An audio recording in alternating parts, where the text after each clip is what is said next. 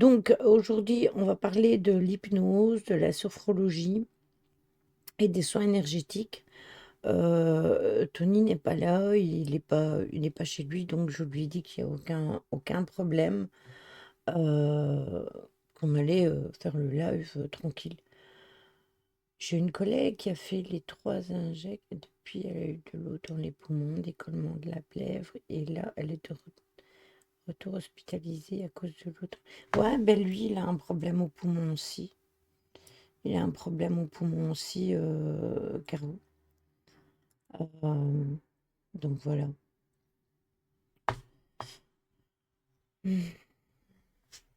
Et dites-vous que ceux qui l'ont fait, qui n'ont aucun problème de santé différent de ce qu'ils avaient avant, c'est parce que vous avez eu le placebo.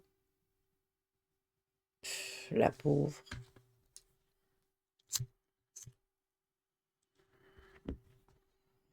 la pauvre.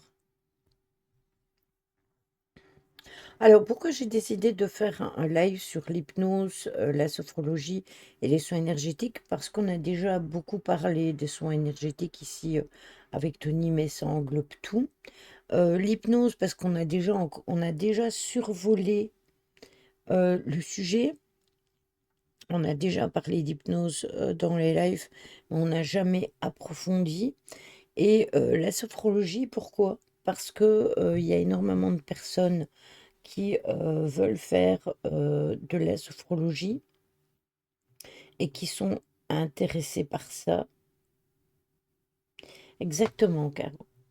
Donc je me suis dit que c'était intéressant d'en parler et que vous puissiez avoir les tenants et les aboutissants si un jour vous voulez pratiquer telle ou telle chose ou être patient, hein, que ce soit au niveau de l'hypnose, que ce soit, euh, je sais pas, Caro, et confiance.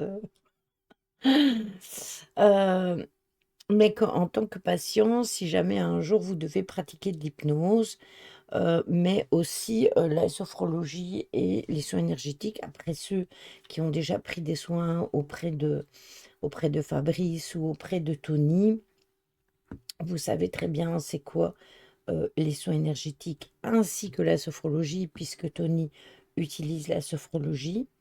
Bah, vous n'aurez pas son avis aujourd'hui vu qu'il n'est pas là. C'est aussi simple que ça. Hum, de rire. Coucou Méphisto, comment vas-tu? Donc voilà. Donc l'hypnose, c'est une forme particulière d'état modifié de la conscience. On en avait déjà parlé un petit peu ici sur la chaîne vaguement. C'est une technique ancienne qui aujourd'hui est utilisée par la médecine occidentale dans certains cas spécifiques, comme des interventions chirurgicales, par exemple, ou certaines thérapies. Est-ce que l'hypnose, c'est l'âme qui dégage de l'énergie comme une entité pour interagir?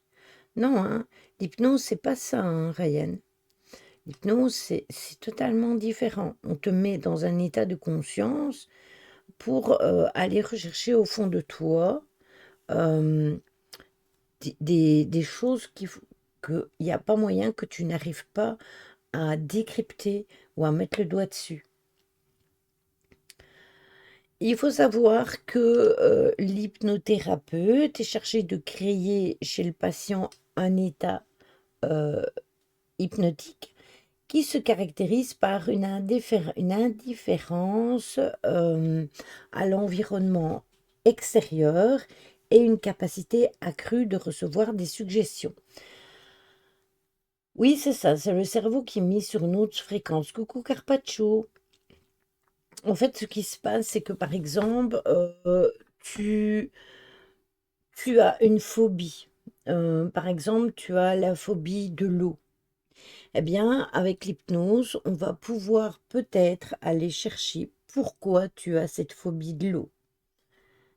C'est quand on te fait faire le poulet sans que tu t'en souviennes.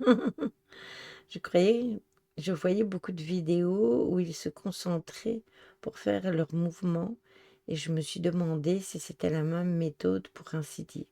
Non, en fait, on te met dans un état de conscience modifié. Coucou Choupi, on te met dans un état de conscience modifié et par exemple, comme je te donnais l'exemple, si jamais tu avais peur de l'eau et que tu ne savais pas du tout pourquoi tu as cette peur de l'eau, eh bien, avec l'hypnose, on peut aller rechercher pourquoi tu as peur de l'eau.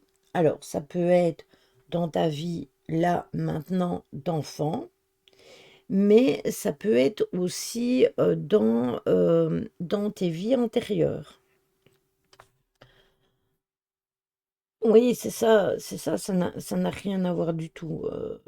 Oui, c'est de l'hypnose régressive, mais ça en fait partie. Je donnais un exemple. Euh, donc, du coup, on va voir quels sont les lieux d'application, les dangers, les risques à éviter, ainsi que une alternative parce que qui est chrétienne, parce que vous avez la méthode Vitose et celle-là, elle est utilisée juste en ce qui concerne la religion. Donc perso, moi je ne l'ai pas pris, je veux rester dans l'hypnose normale. Donc, l'hypnose, eh bien, quel est cet état justement de conscience modifié que on a quand on est en hypnose? Alors, l'hypnose, c'est un état de conscience modifié qui est obtenu d'une manière intentionnelle ou dirigée par une tierce personne. Oui, vas-y, Choupi, je lirai entre deux. Ils sont conscients, mais ils ne sont pas dans l'état de conscience comme ils seraient là. Ils sont dans un état de conscience modifié et du coup, ils ne se rappellent pas au réveil. Cet état se caractérise par la focalisation de l'attention, une réduction de la perception de l'environnement extérieur et une sensibilité accrue aux suggestions du praticien. Donc l'hypnotisé se retrouve alors dans un état intermédiaire qui est entre le sommeil et la veille, ce dont tu parlais, Ryan, justement, parce qu'ils ne dorment pas. C'est ça. Ils sont dans un état de conscience modifié. Donc, ils ne sont pas entièrement conscients. Ils ont une partie de conscience qui est modifiée. On peut aussi, par exemple, aller changer au fond de toi, grâce à l'hypnose, certains codes qui sont ancrés au fond de toi et que quand tu te réveilles, eh bien, ce problème-là soit, entre guillemets, résolu ou qu'il faille le refaire plusieurs fois.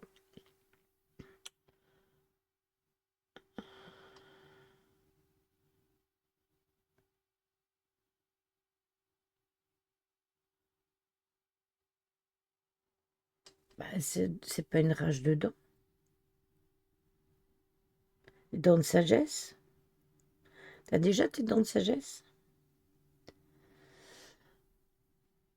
Hmm.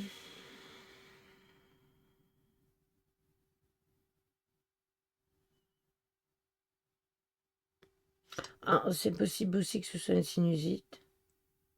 Ouais, j'ai pensé à un abcès aux dents, ouais, dents de sagesse, mais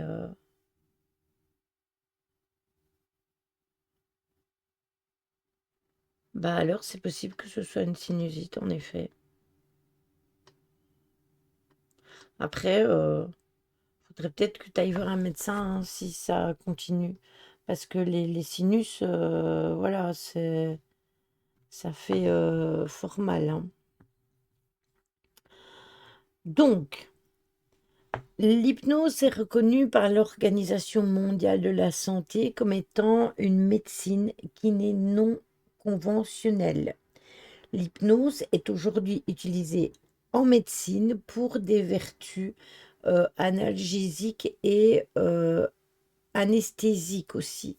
Ça veut dire qu'on peut éventuellement vous mettre en état d'hypnose pour une opération, par exemple. On retrouve beaucoup d'applications différentes, mais il y en a deux qu'on relève surtout des deux approches. Blocage du muscle maxillaire. C'est possible ça, que ça lui fasse ça? Non, j'ai jamais eu non plus. Ah oui, un abcès au sinus, c'est extrêmement douloureux. Est-ce que tu as mal aussi ici, Choupi? Parce que ici et là, bien souvent, ce sont les sinus. Comme une rage de dents. Ah, ok.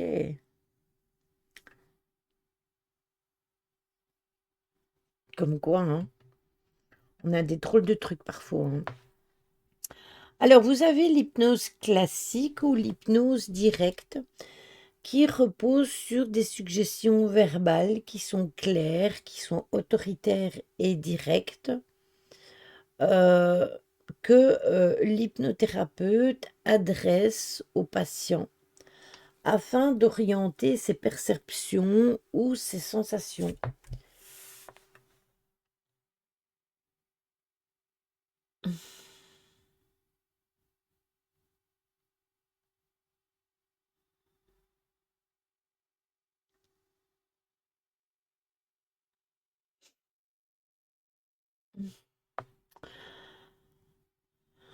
Non, pour l'instant. Non, c'est encore autre chose, la télékinésie.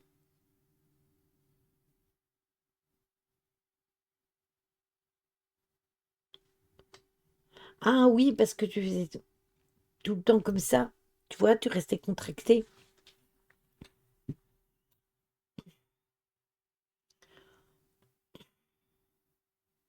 Non, c'est encore différent. Euh, alors, vous avez l'hypnose qui repose sur des suggestions indirectes de la part du praticien. Par exemple, des métaphores pour inviter le patient à se placer dans un état hypnotique. Et cette méthode utilise le langage d'influence et permet un accompagnement plus respectueux et plus doux du patient. Coucou Justin. En fait, Ryan, la télékinésie, c'est une capacité. La télékinésie, ça te permet de bouger un objet par la pensée. Ça, c'est encore différent.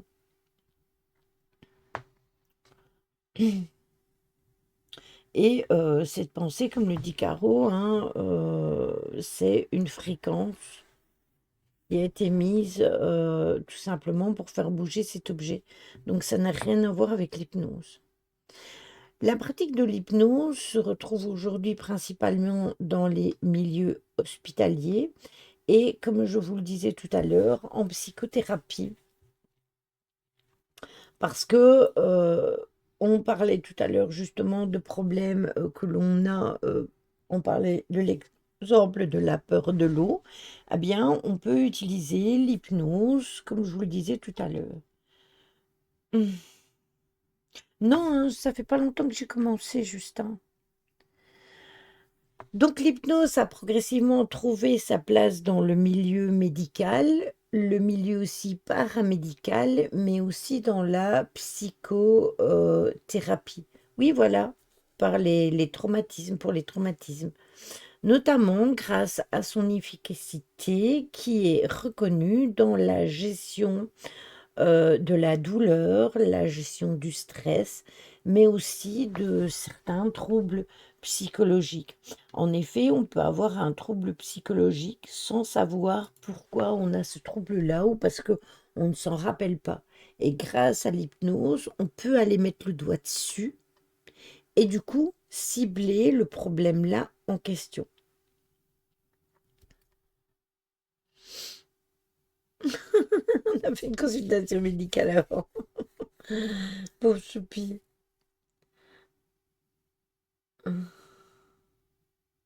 Oui, bien sûr, on peut l'utiliser pour pour perdre du poids.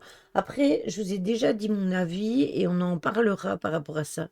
Est-ce que c'est une légende ou c'est vrai qu'on peut tuer sous hypnose? Influencer quelqu'un pour tuer? C'est ça que tu veux dire?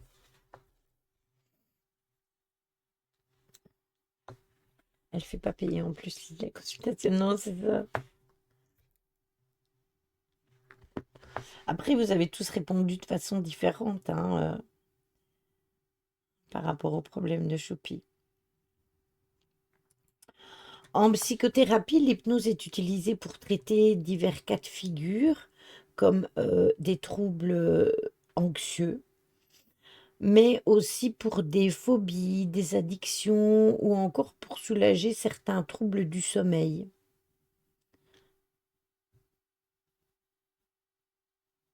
Hein. Ah ben j'espère que c'est pas ça.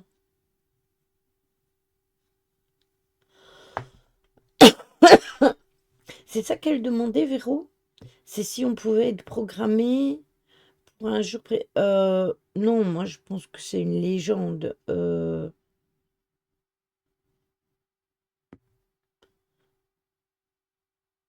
Parce que, bah, Caro, elle le dit, hein, ton cerveau ne fera pas quelque chose qui va à l'encontre de ce que tu peux faire ou pas faire.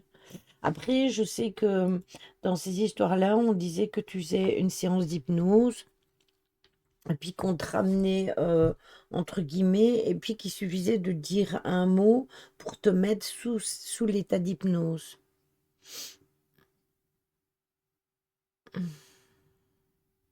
Ça, je sais qu'on le montrait à la télévision, etc. Je pense qu'on peut te programmer pour exécuter un fait avec un élément déclencheur. J'ai déjà entendu ça. De toute façon, on va en parler. On va en parler parce qu'il y a quand même des vigilances à prendre. Et attention, si on tombe sur des charlatans, on ne sait jamais sur qui on peut tomber.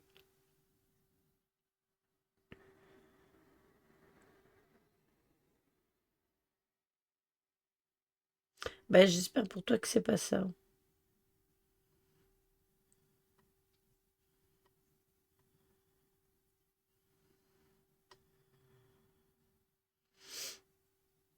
Mm.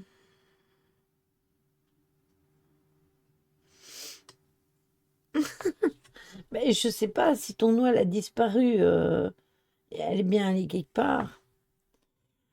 Donc l'hypnose peut être utilisée pour une préparation mentale de grands sportifs, pour faciliter certains soins médicaux ou encore dans un cadre de coaching personnel. Bien que ces effets positifs soient observables et reconnus, l'hypnose n'est pas une technique anodine et comporte des risques malgré tout liés au New Age. C'est pour ça que on en parle là maintenant et que je vous dis qu'il y a quand même des risques par rapport à ça. L'hypnose a des dangers parce qu'il y a des dérives, il y a des risques et des manipulations possibles. Alors, la pratique de l'hypnose est efficace dans certains contextes médicaux, comme je vous disais tout à l'heure, ou dans certaines thérapies. Et malgré tout, ce n'est pas sans risque parce que son encadrement reste partiel et la diversité des pratiques peut entraîner, par exemple, des dérives si le praticien n'est pas correctement formé ou qu'il agit sans éthique. Et c'est pour ça qu'il faut vraiment se méfier de ça. Je sais qu'on peut arrêter de fumer sous hypnose, on peut perdre du poids sous hypnose, il y a plein de choses que l'on peut faire. Personnellement, c'est un truc que je ne veux pas faire. Et pourtant, je sais que pour certaines choses, ça pourrait aider. Mais non. Le problème, parce que vous avez soulevé ce problème, on va en parler, Ryan. Il y a une absence de réglementation et une absence d'encadrement. C'est surtout en France parce que le titre hypnothérapeute n'est pas encadré officiellement et cela signifie que n'importe qui peut s'auto-proclamer hypnothérapeute, même sans formation sérieuse. Et c'est là que le risque est grand parce qu'on peut tomber sur des praticiens non qualifiés, aux pratiques parfois qui peuvent ne pas être très éthiques. Donc il y a des missions de vigilance et de lutte contre les dérives sectaires parce que ça a quand même été signalé euh,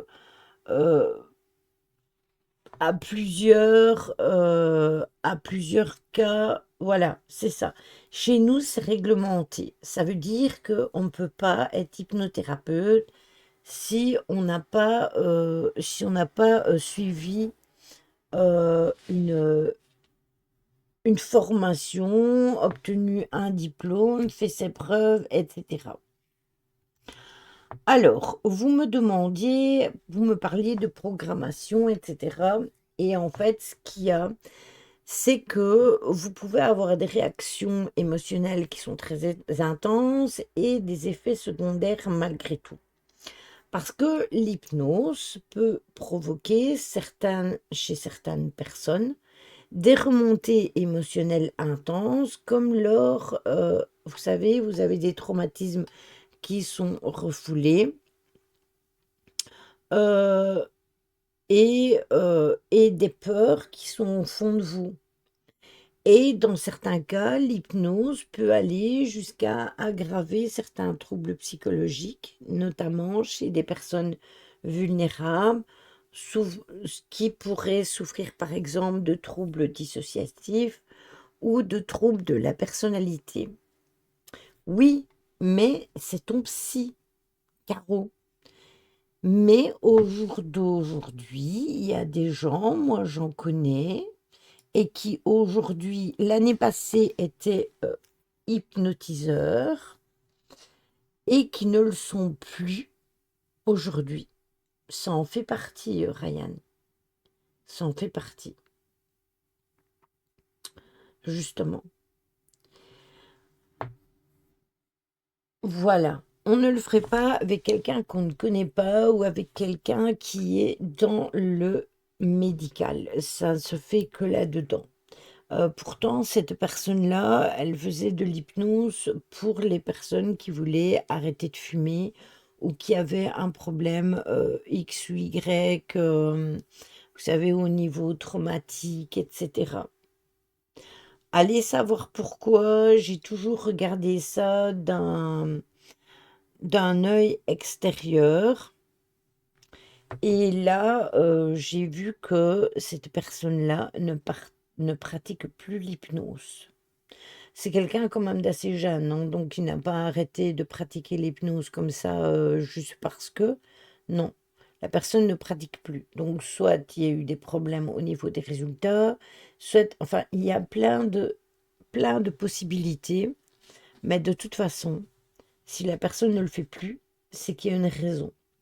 Alors peut-être qu'elle n'avait pas de diplôme, peut-être qu'elle s'est fait houspiller, ou peut-être qu'elle s'est fait coincer, ou peut-être qu'il y a eu quelque chose qui n'a pas bien tourné, je n'en sais rien. Mais personnellement, hormis faire ça chez un psy ou quelqu'un qui est vraiment dans le médical, je sais que David, il l'avait fait. Il y a de ça quelques années, il en avait parlé. Je me souviens que lui, ça l'avait aidé. Mais bon, voilà. Tout dépend de pourquoi on le fait, dans quelles conditions, ce que l'on veut comprendre, etc. Sachez que de toute façon, l'hypnose est une thérapie qui met le patient dans un état qui est passif et qui est sensible aux suggestions. Ce qui veut dire que ce que disait Aurora et ce que disait Véro, je pense, eh bien, en fait, de là à dire oui, il va faire un meurtre, etc., je pense que c'est pas possible. Mais si vous êtes sensible et que vous avez on peut vous faire des suggestions et que ça reste ancré en vous, eh bien, alors là, c'est même pas un acteur de guérison qu'on vous fait, c'est une manipulation. Donc, du coup, il faut faire attention à ça. C'est qu'il y a des hypno-teasers, parce que du coup, ça ne s'appelle plus des hypnothérapeutes, et du coup, c'est encore différent. Et c'est pour ça qu'il y a un docteur qui s'appelle Roger Vitoz, qui a créé la méthode Vitoz, qui est encore une forme spéciale.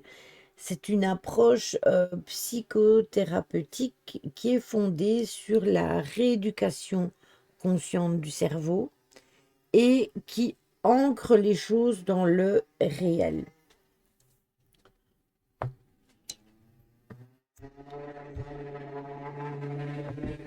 Exactement, Caro. Il faut déjà avoir un souci à la base pour être manipulable.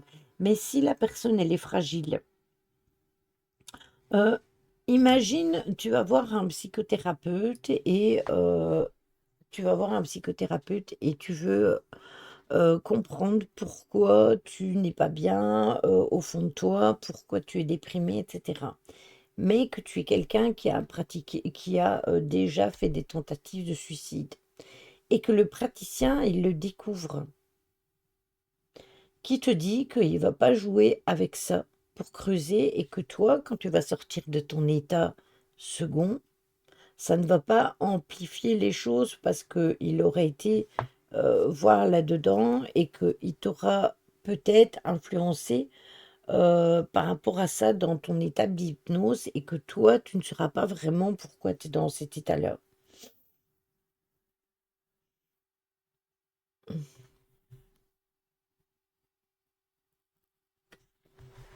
C'est ça. Ouais, c'est ça. Tu parles à une blonde, donc bon courage, hein. Il y a des fois, moi, j'explique des trucs à Choupi et je me dis, non, mais non. Donc voilà. Ah, mais tu entends ce qu'on nous dit dans cet état-là. Oui, voilà, c'est ça. Mais attention, voilà, je vous l'ai dit quand même, ne faites pas ça avec n'importe qui. Il faut vraiment faire ça avec des spécialistes. Le docteur Vitos, donc, a d'abord utilisé l'hypnose dans sa pratique thérapeutique avant de s'en éloigner pour créer une propre approche qu'il appelle la méthode Vitos dont on parlait tout à l'heure. Il est convaincu que l'hypnose peut dépouiller le patient de son autonomie et il élabore une technique visant à redonner au cerveau sa capacité de contrôle par des exercices de rééducation cérébrale et sensorielle. La méthode Vito se distingue de l'hypnose notamment par plusieurs choses. Il y a l'absence de l'état hypnotique, la rééducation à la pleine présence de la concentration, la réceptivité volontaire et l'auto-observation, la volonté de restaurer l'autonomie psychique du sujet, sans qu'il ait une dépendance thérapeutique via le fait il est dans l'émissivité ou dans la réceptivité. Donc, l'hypnose se révèle comme étant un bon outil dans des cas spécifiques, mais il faut qu'elle soit encadrée, qu'elle soit faite à bon escient et avec de vrais thérapeutes. Il ne faut pas faire ça avec le premier plumzou qui vous dit «Ah, moi, je fais de l'hypnose». Donc, dans la mesure où tu entends, tu mets les hauts là directement si ça ne va pas. Ah oui, oui, bien évidemment, bien évidemment. S'ils veulent trop changer d'un coup, le thérapeute doit leur expliquer s'il le faut directement, faut pas rester. Oui, mais toi, tu dis ça parce que tu le comprends. Mais tu sais, il y a des personnes qui peuvent être un peu moins, qui comprennent moins les choses et qui seront plus faciles, ça sera une proie s'ils tombent sur quelqu'un qui est une mauvaise personne. Faut avoir les connaissances aussi, quelqu'un qui connaît rien, il va revenir. Oui, et puis pas que, mais pas que ça. Oui, voilà, le thérapeute doit mettre les limites. Oui, mais tu as des thérapeutes. Alors, si c'est un spécialiste et que c'est pas un charlatan, le thérapeute va mettre des limites, ça je suis tout à fait d'accord avec toi. Mais si vous tombez sur quelqu'un qui est olé olé et qui fait ça comme ça, voilà. Donc il faut vraiment faire attention à... Qu'est-ce qu'il y a, Jim? Tu veux sortir? Évidemment que tu veux sortir, hein. Je suis en live, donc il faut que tu sortes. Mais oui, moi attendez, j'arrive.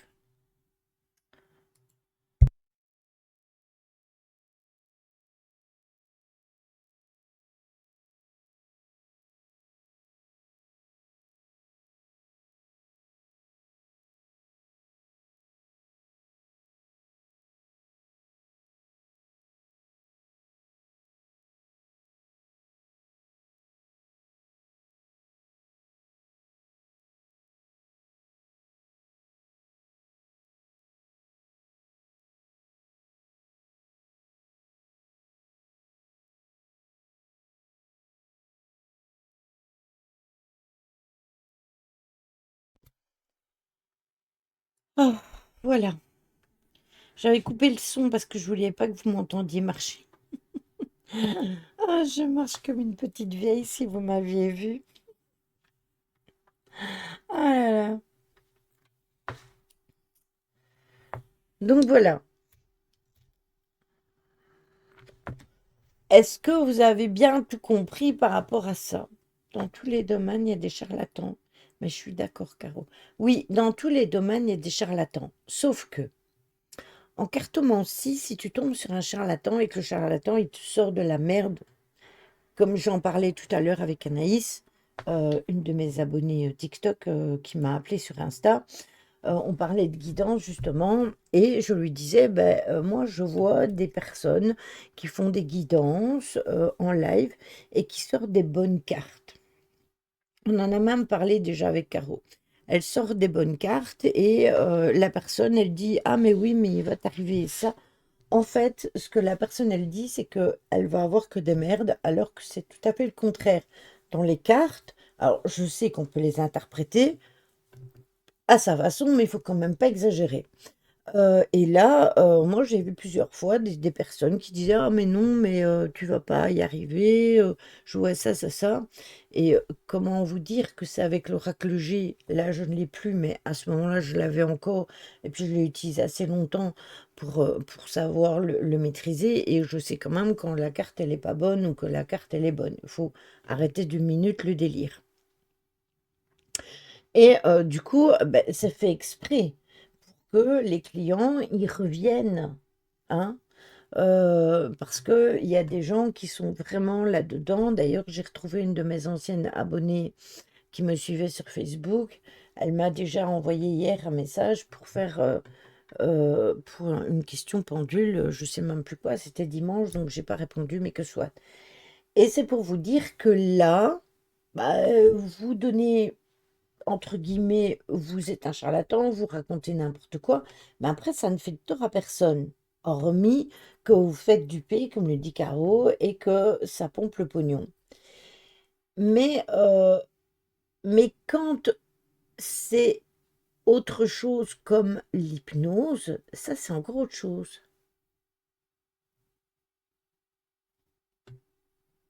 C'est qui ça, Ryan? Il y a ceux qui voudraient qu'on leur dise ce qu'ils veulent entendre. Oui, mais même si ils veulent savoir, alors, on dit ce que l'on, heu, Alors, c'est ça, pourquoi aller dire des mensonges aux gens? Pourquoi ne pas leur dire: «Voilà, écoute, moi je vois ça, je vois ça, je vois ça» et puis basta. Comme je l'ai déjà dit plein de fois et sur les lives TikTok, j'ai déjà dit plein de fois aussi, je dis les choses comme je les pense. Après, si ça plaît, ça plaît. Si ça ne plaît pas, tant pis. Je dis mon propre ressenti. Et clairement, oui, je comprends qu'il y ait des personnes qui préfèrent entendre quelque chose qui va les brosser dans le sens du poil. On va pas faire la liste des escrocs, ça prendrait des années, c'est ça.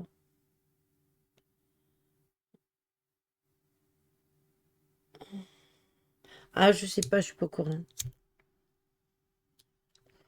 Ben, il y en a plein comme ça. Ça s'est passé aussi avec le petit, comment, le petit garçon qui avait disparu dans les montagnes.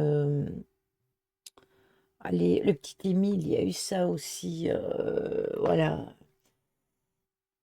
Il faut arrêter. Alors, c'est ça que je vous dis. Là, il y a plus de risques au niveau de l'hypnose si vous tombez sur un charlatan, parce qu'on va quand même travailler sur vos énergies. C'est comme les soins énergétiques. Les soins énergétiques, c'est la même chose. Si vous n'avez pas confiance dans le praticien, n'allez pas le voir. Ça ne sert à rien. Et ne laissez pas n'importe qui non plus aller travailler dans vos énergies.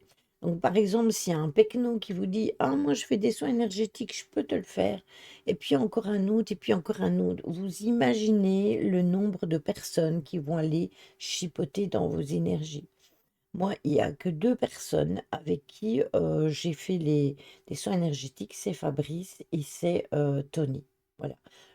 Bien souvent, c'est Tony parce que hem, Fabrice, c'est plus sur les lives. Ah oui, mais ça, tu m'aurais dit oui, je vois qui tu veux dire. Ouais, je vois qui tu veux dire.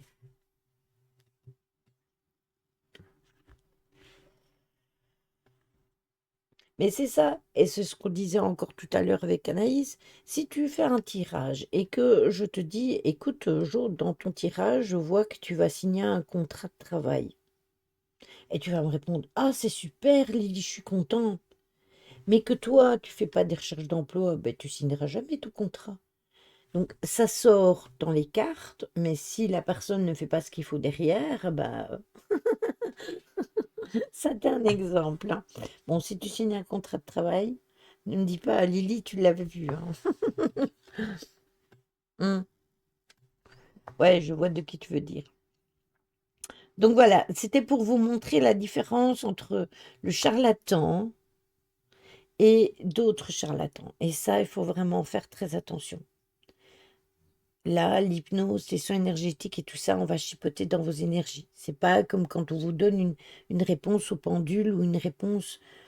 En plus, le pendule il est pas fiable à 100%, hein. Ou une réponse avec les cartes. C'est encore différent. Si vous allez voir un charlatan au niveau cartomancie, eh bien, c'est pas encore la même chose du tout. Ce n'est pas un antibiotique, exactement. Et encore, les antibiotiques, il faut des ordonnances. Donc du coup, là, on a terminé avec l'hypnose. Ça me tenait à cœur d'en parler parce que je vois énormément de choses et c'est un peu comme une sonnette d'alarme. Je voulais vous mettre les cartes en main. Après, il y en a qui savent très bien c'est quoi et il y en a qui ne le savent pas du tout. C'est ça, c'est pas du Doliprane. Donc ça, c'était par rapport à l'hypnose.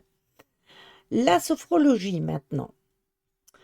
La sophrologie, c'est une discipline, hein, que l'on utilise euh, dans le développement personnel des valeurs et des capacités de l'être humain.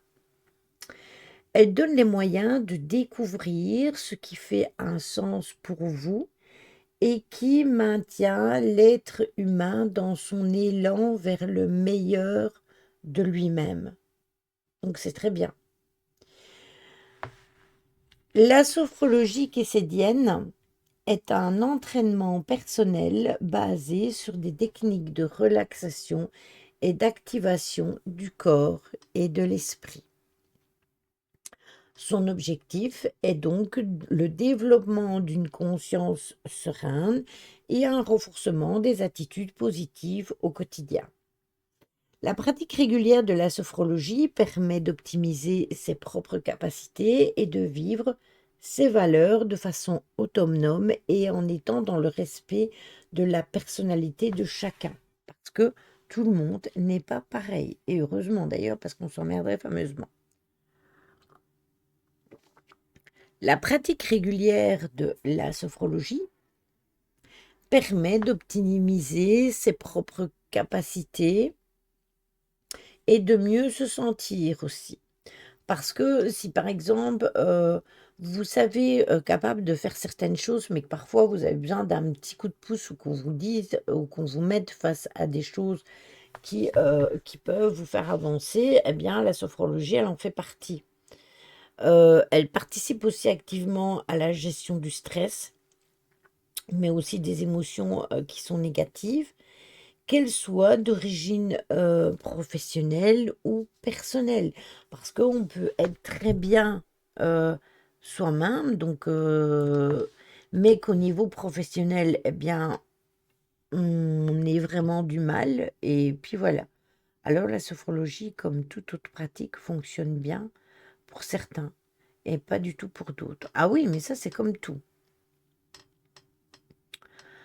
Moi, je ne ça n'a pas du tout été positif pour moi. Non, parce que ça t'a fait remonter, si mes souvenirs sont bons, ça t'avait fait remonter des choses, au fond de toi qui n'étaient pas prêtes à remonter.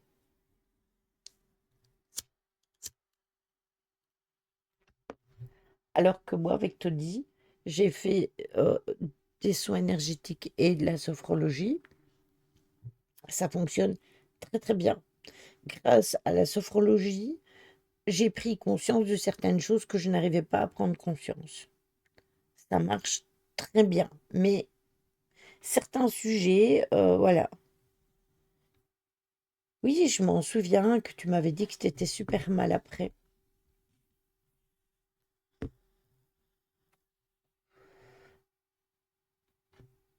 C'est ça, je suis d'accord avec toi. Après, c'est au niveau émotionnel, hein, que ça peut, chambouler pas mal pour certaines personnes. Donc, c'est vraiment de ce côté-là, que ça peut ne pas être facile. La sophrologie a quand même été développée, dans les années 60 par, un monsieur qui s'appelait le professeur Alfonso Casedo, d'où, le fait que ça s'appelle la sophrologie keysédienne.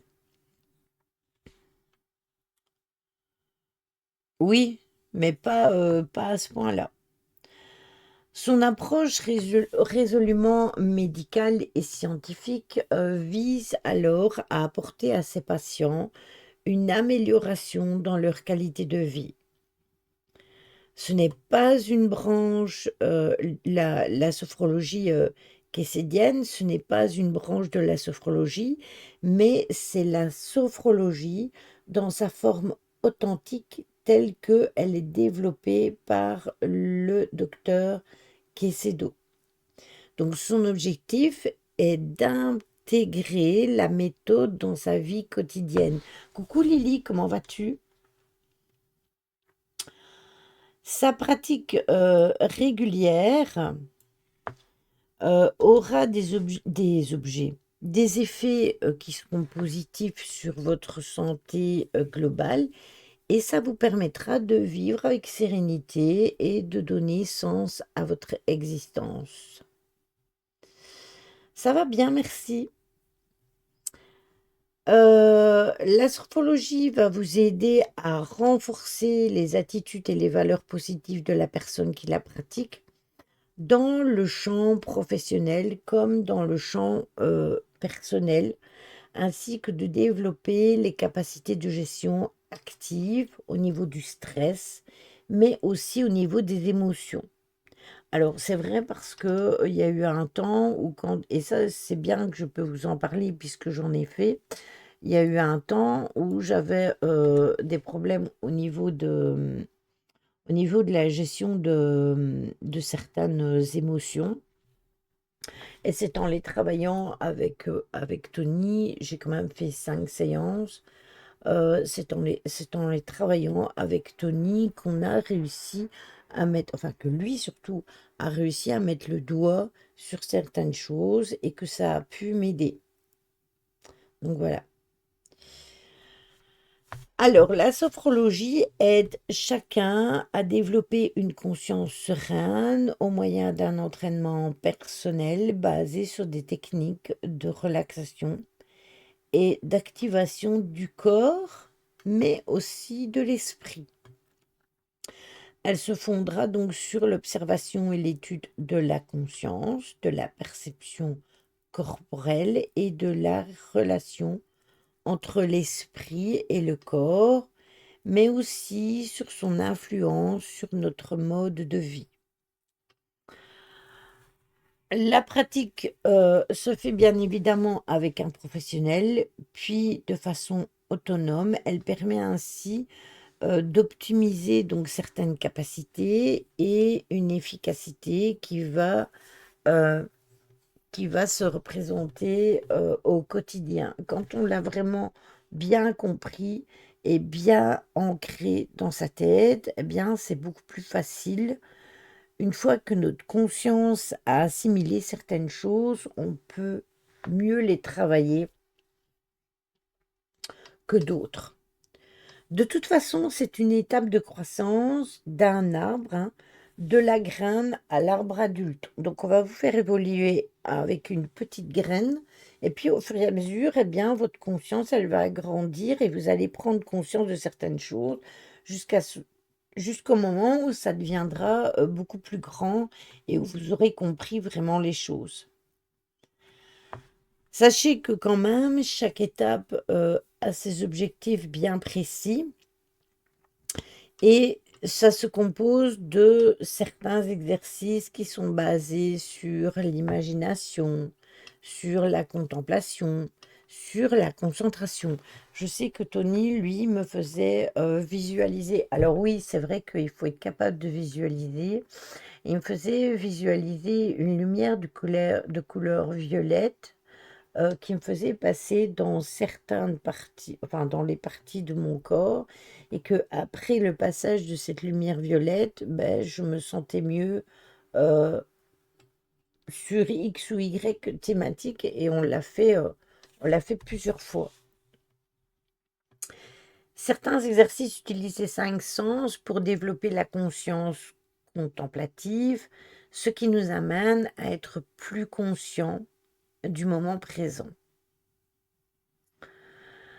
Donc, au cours d'une séance, la personne va apprendre à devenir plus consciente d'elle-même, à être le sujet de son corps et de son esprit, parce que c'est aussi important d'écouter son corps. Et du coup, au niveau du corps, du corps, hein, oui, au point de vue corporel, voilà, je cherchais le mot, les exercices vont réveiller chez vous des sensations, vous pouvez avoir des sensations de vitalité, par exemple, ou ça va vous relâcher de certaines tensions. Si, par exemple, comme le disait tout à l'heure Aurora, elle parlait qu'elle avait eu un problème avec la mâchoire et que tout s'était bloqué parce qu'elle serrait toujours les dents, eh bien, il y a moyen de travailler là-dessus pour relâcher les tensions parce qu'elle le faisait sans se rendre compte et que c'est une tension. Je fais pareil, et c'est pour ça que j'ai souvent mal, aux jambes ou au dos. C'est parce que je n'ai jamais les jambes, qui sont totalement détendues. Même, quand je suis assise, il faut que mes jambes soient mises d'une certaine façon, pour moi être bien mises. D'ailleurs, là, c'est ce que je suis en train d'essayer de faire et sans m'en rendre compte, je crée des tensions parce que je suis crispée.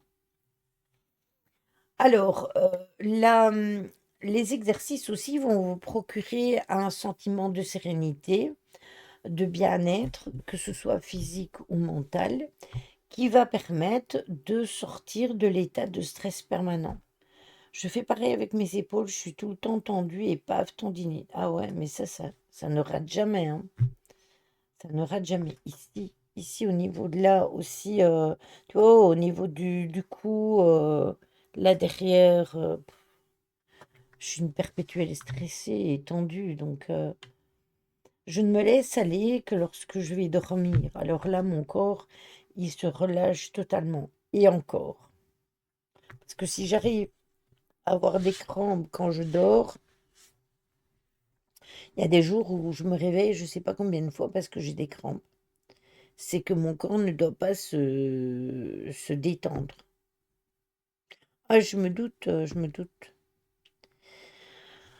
Donc la pratique régulière va aider à canaliser vos émotions, surtout les émotions négatives, et se chargera d'éveiller les émotions positives. Sachez que cet entraînement va tendre progressivement vers la conquête d'une façon différente d'être dans le monde, vers comme un genre de mutation de conscience, où vous allez vous sentir plus en harmonie et plus positif. Vous mangez des bananes. Écoute, moi j'ai tout fait, tout ce qu'on m'a dit au niveau des crampes. On m'a dit il faut boire. Ben écoute, quand je bois de l'eau, c'est encore pire. J'ai plus mal, j'ai plus de douleur ou de crampes quand je bois que quand je ne bois pas. Donc si je me réveille pas de la nuit et que je ne bois pas de la nuit, j'aurai moins facilement de crampes que si je me réveille. Donc je pense que ça ne veut rien dire. Je ne suis pas faite, je dois pas être faite comme les autres. Ah ben oui, c'est bizarre, mais et voilà.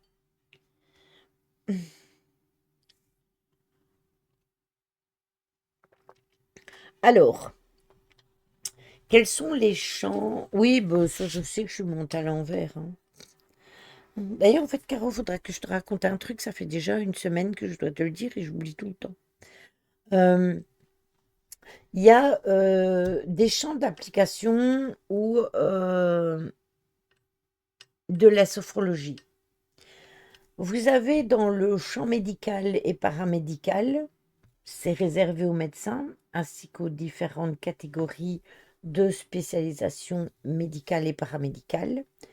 Et pour les professionnels de la santé, devenir sophrologue, c'est un atout supplémentaire qui permet d'accompagner les patients dans leur globalité et dans son unicité. Ce qui veut dire que si vous êtes dans le médical et que vous rajoutez une formation de sophrologie, c'est un plus.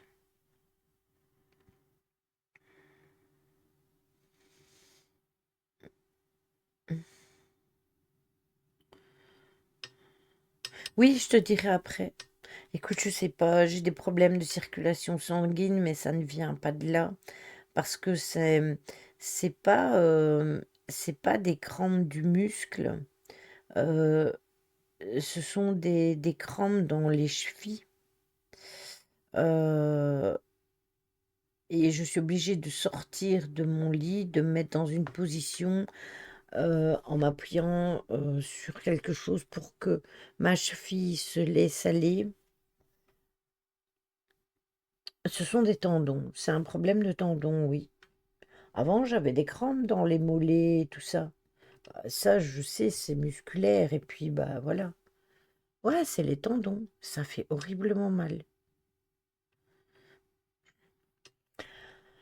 Puis vous avez le champ social, éducatif et sportif qui est réservé aussi aux professionnels. Et tout ça, ça va vous rajouter quelque chose si vous êtes dans la communication, dans le sport, dans les sciences sociales, etc. Devenir sophrologue offre des perspectives nouvelles permettant une adaptation qui sera personnelle et humaniste face à des situations rencontrées tout le temps. Euh, C'est quand même réservé à l'amélioration du mieux-être dans le monde du travail et dans le développement personnel. Devenir sophrologue s'avère être vraiment une manière efficace pour mobiliser à la fois le potentiel et le mieux-être des individus au travail, mais aussi au niveau de leur vie personnelle. Donc Choupi, c'est très bien ce qu'elle va faire parce qu'elle, elle est déjà dans le médical. Donc quelque part, ça va être un plus. Mais oui, tu le seras. Ne dis pas un jour je serai sophrologue, je l'espère, dis-toi. Un jour je serai sophrologue. Point. Manière positive d'adopter les choses.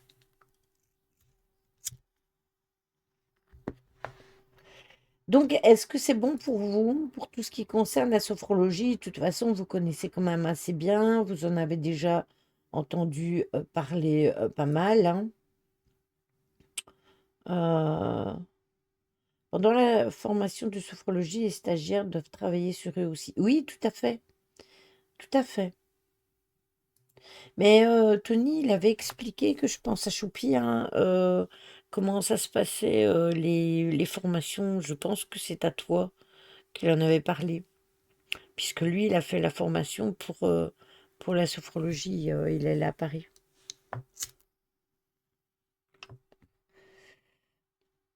Oui, mais pour travailler sur toi, pour faire ça, t'allais voir un sophrologue, il t'aurait aidé à travailler sur toi. Là, dans le cas échéant, bah, ça va t'apporter des clés pour travailler sur toi, certes, mais ça va t'apporter aussi des clés pour aider les autres. Et comme toi, t'es dans le médical quelque part. Mm, mm. Oh. Bon, excusez-moi, il faut que je me remette.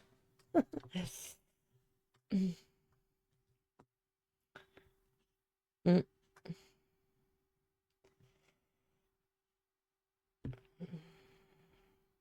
Donc, si vous avez vraiment besoin de voir un sophrologue, eh ben, je ne peux que vous conseiller d'aller en voir un. Si vous avez besoin des coordonnées de Tony, n'hésitez pas. Il faut le joindre sur Messenger. Si vous faites point d'exclamation Tony, je pense qu'il y a son Messenger, enfin son Facebook. Il fait chaud chez toi, Lily. Je percute que tu es en débardeur. Chez moi, il fait frais là. Ici, il fait chaud. Là, je vais participer à 3 jours sur les traumatismes. Ça va me servir, mais ça servira à d'autres aussi. Voilà, c'est ça.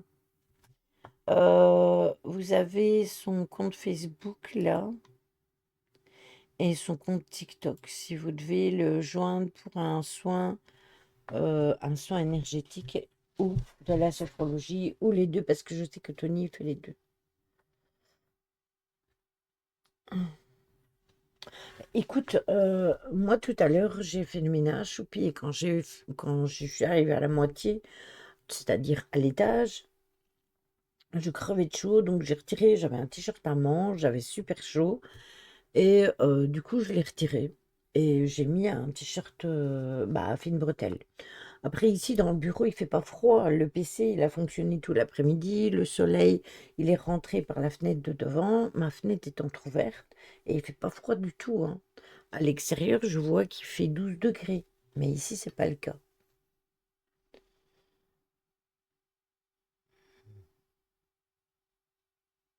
Là, je suis pas dehors, donc après, vous savez que je suis du type à toujours avoir chaud, à l'inverse d'Aurora qui a toujours froid, et à l'inverse de mon chéri qui a toujours froid aussi. Donc ça, c'est un réel problème parce qu'il va mettre le chauffage et moi, je vais dire, Pff, j'ai chaud.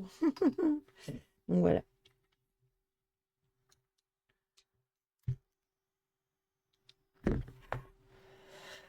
Alors, qu'est-ce qu'un soin énergétique et à quoi sert un soin énergétique? Parce que après, on a encore les messages de guidance à vous donner. L'énergie de votre corps joue un rôle sur votre bien-être, qu'il soit physique, mental et émotionnel. Donc, selon les principes de la médecine traditionnelle indienne, l'énergie est votre force vitale et on la retrouve dans 7 centres, c'est-à-dire les 7 chakras. Il y en a beaucoup plus, mais ce sont ceux que l'on définit principalement. Ces points énergétiques sont reliés à différentes parties du corps et ils distribuent de l'énergie à certains organes physiques. Lorsque ces 7 points sont équilibrés, la circulation énergétique se fait naturellement, mais au quotidien, il y a de nombreux facteurs comme le stress, le doute, l'anxiété, les traumatismes émotionnels, les sorties astrales, les peurs, etc., qui influencent cette circulation. Les soins énergétiques peuvent alors vous aider à les rééquilibrer et à retrouver votre force vitale.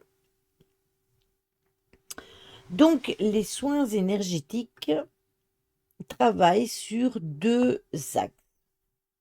Il y a votre mémoire cellulaire, et grâce à elle, vos souvenirs, vos habitudes, vos intérêts peuvent être stockés dans toutes les cellules de votre corps et pas uniquement là dans votre cerveau. Donc les soins énergétiques mémoire cellulaire vous aident à nettoyer et à libérer ce qui vous entrave et ce que vous portez depuis parfois des générations ou même des vies antérieures. Attention que pour faire comme tout, hein, pour les soins énergétiques, la sophrologie, etc., il faut vouloir aussi et être ouvert à le faire. Le rééquilibrage de vos chakras, eh bien, c'est notre corps qui est composé, comme je vous disais, de 7 chakras différents, qui sont des centres d'énergie, et le chakra racine, le chakra cœur, le plexus solaire, le sacré, j'en oublie un, celui de la gorge et le chakra du 3e œil, et enfin le chakra couronne. Et le soin énergétique vous permet de réharmoniser les énergies des 7 chakras qui circulent dans le corps afin d'établir un bien-être. Si par exemple vous avez le dos qui est bloqué et que vous avez des problèmes au niveau émotionnel, ça va bloquer aussi au niveau du plexus solaire, ça va vous bloquer au niveau du chakra sacré, voire le chakra racine. Et du coup, ça va créer des déséquilibres et vous allez vous sentir pas bien. D'ailleurs, il faudrait que je demande à Tony, parce que pour le moment, c'est un peu conflictuel de ce côté-là. Il existe moult soins énergétiques différents, mais certains utilisent le toucher physique et d'autres utilisent juste des méthodes holistiques. Et c'est pour ça que l'on peut faire des soins énergétiques à distance. Quand il y a le toucher, eh bien, le praticien effectue des allers-retours avec ses mains à proximité des personnes sans les toucher. On a déjà vu, hein, le corps est là et les mains, elles passent comme ça et ils vont faire des allers-retours sur certaines zones de votre corps sans pour autant les toucher. Ça, c'est le toucher thérapeutique. Vous avez l'acupuncture qui fait partie des soins énergétiques. Et là, c'est une pratique issue de médecine chinoise et elle consiste en la stimulation de points d'acupuncture sur différents endroits de votre corps. Et cela, on le fait à l'aide d'une implantation d'aiguilles, de dispositifs d'acupressoir, l'application de ventouses, d'aimants, etc., etc. Mon père avait des très grosses douleurs dans la nuque. Quand il était plus jeune, il avait plus ou moins 40, 45, 50 ans.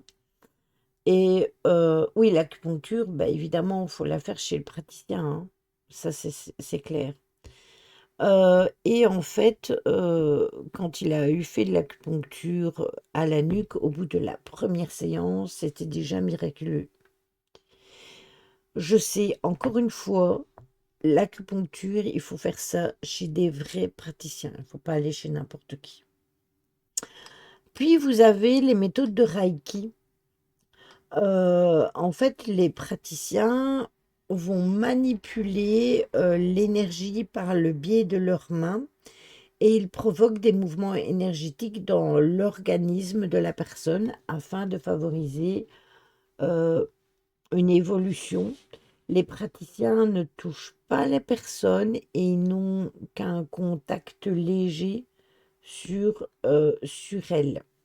C'est un peu comme le toucher thérapeutique.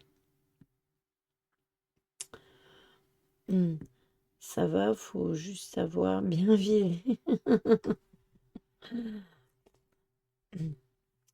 C'est comme pour tout. L'acupuncture, c'est quelque chose de très bien. Jusqu'à des spécialistes. Hmm. Ouais, tout à fait, Caro. Vous avez la sonothérapie, c'est la thérapie par les sons et les vibrations. Elle apporte détente et relaxation et rééquilibre du champ électromagnétique naturel émis par votre corps.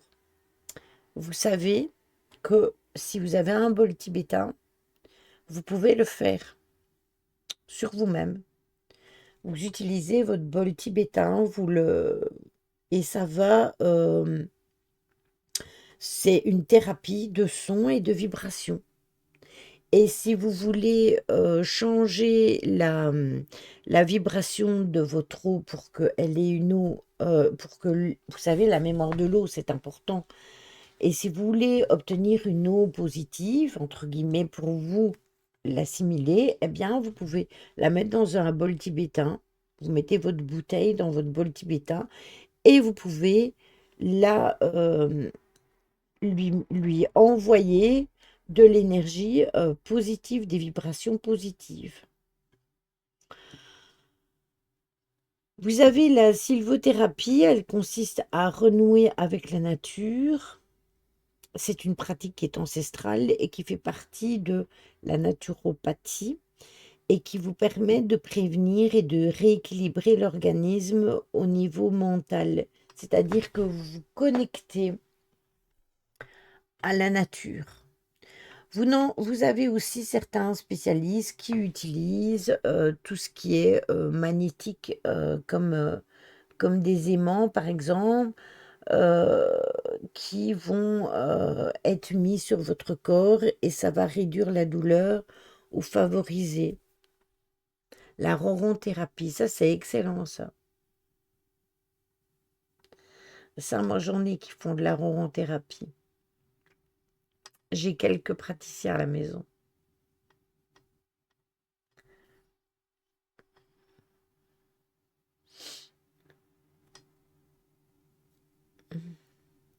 Oui, toi, tu peux le faire. Quoi? La ronron-thérapie? Mmh. En effet, hein, les chats, ils sont là pour vous soigner, hein. Bah oui, mais tu sais qu'ils ne ronronnent pas tous, hein. Il y en a qui ronronnent beaucoup plus que d'autres. Et puis, vous avez les soins qui sont faits à distance et où la personne va travailler sur vos énergies et rééquilibrer toutes vos énergies, même à distance. Et qui va travailler, bien évidemment, sur les chakras. Par rapport à vos douleurs, il va les cibler, les choses qui sont importantes à travailler au niveau de vos énergies de l'ensemble. D'ailleurs, perso, moi j'ai fait de la phytothérapie, alors ça n'a rien à voir, mais la phytothérapie, elle travaille sur tous les, tous les points importants du corps. Et bien souvent, quand, par exemple, si j'ai mal à un endroit, comme la plante des pieds à un certain endroit, je sais que c'est mon foie qui a un problème ou l'intestin. J'ai eu droit à la ronron des thérapeutes chez Lily. Ils s'y sont mis à plusieurs. Oui, je me souviens. J'en ai un qui ronronne, mais sans bruit. Je sens juste la vibration. Mais même la vibration du chat que tu ressens, ça te fait du bien, hein.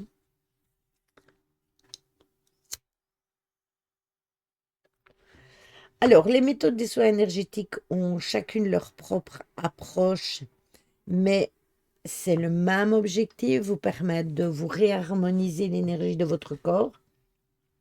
Et elle vous apporte du bien-être, de la détente, de la relaxation. et du lâcher-prise face au stress environnant. Et ça vous aide aussi à équilibrer le flux énergétique du corps et de l'esprit. Vous devez accueillir cela dans un lieu calme, apaisant et chaleureux et vous vous allongez et vous vous laissez aller. Bien souvent, certains praticiens mettent une musique relaxante, etc.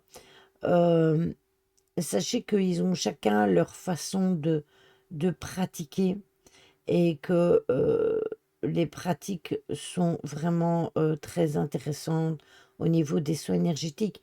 Par exemple, si Fabrice il fait un live soin, eh bien, il va travailler sur toutes les personnes qui seront là et sur les choses qu'il y a à cibler. Mais par exemple, il a déjà travaillé sur mes chats. Coucou Irène, comment vas-tu? Et il a toujours eu de bons résultats et il en a apaisé même certains qui, qui ont eu une prolongation de vie. Alors, ils avaient un souci de santé de base, mais le fait que Fabrice travaille sur eux leur a permis de manger alors qu'ils ne mangeaient plus. Enfin, ils ont fait un tas de travail. Donc, que ce soit Fabrice ou que ce soit Tony, de toute façon, à ce niveau-là, voilà. Oui, voilà, Bonhomme aussi, il avait eu des soins énergétiques. Et sachez que ça peut très bien fonctionner sur vos animaux, hein. Par exemple, s'ils ont des rhumatismes et tout, ça peut grandement les aider. Et puis, il y a le rééquilibrage. Voilà. Donc, voilou.